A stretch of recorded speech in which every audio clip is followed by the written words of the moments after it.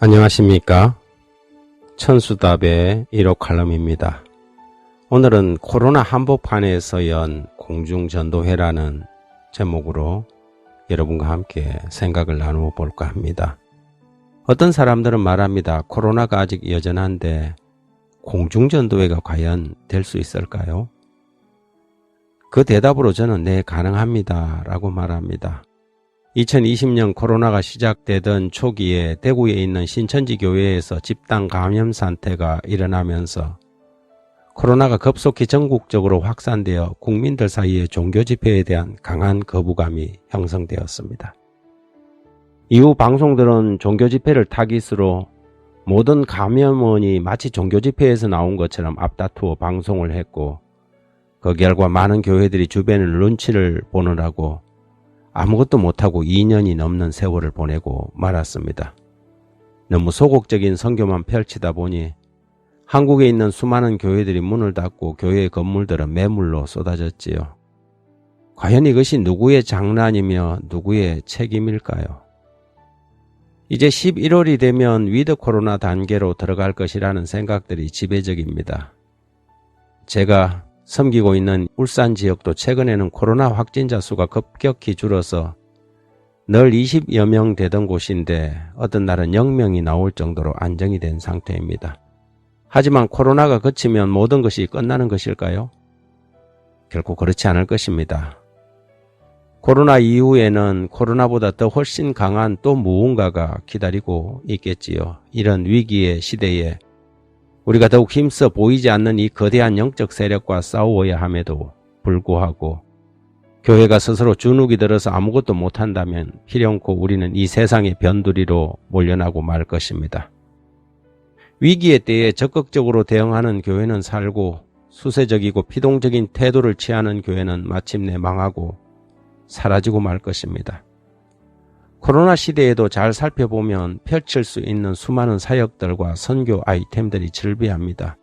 이럴 때일수록 보다 적극적으로 활동하고 시대에 맞는 방법으로 지역사회에서 선교적인 역할들을 이어가야만 하겠지요.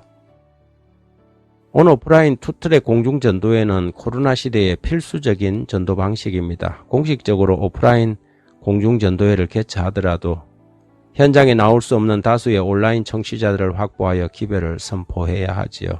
경험적으로 잘 준비하고 훈련되면 현장보다는 온라인 청취자들이 2배 이상 많다는 것을 발견하게 됩니다.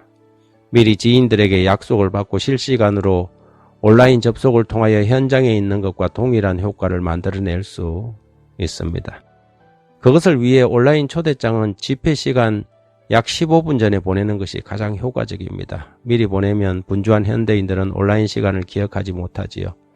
그러나 집회 시작이 임박해서 보내면 접속해서 참여할 수가 있습니다. 그러므로 성도들에게 지인들에게 링크를 보내는 가장 적합한 타이밍을 가르쳐주고 일제히 초대장을 보낼 수 있도록 훈련해야 합니다. 그리고 현장에서 순서를 진행할 때 온라인 참여자들을 배려하는 것을 잊지 말아야 합니다. 온라인 참여자들에게도 피드백을 남길 수 있는 기회를 마련하고 현장뿐 아니라 온라인의 청취자들도 소통할 수 있는 공간을 열어두어야 하지요. 그래야만 온라인 참여자들이 보다 흥미를 가지고 현장감을 느끼며 공중전도회에 참여할 수 있습니다. 예를 들면 댓글을 남기거나 피드백을 주는 사람들에게 온라인 쿠폰을 지급하거나 선물을 증정하는 것입니다. 이렇게 함으로 온오프라인 양쪽에서 활동적인 참가자들을 만날 수 있을 것입니다.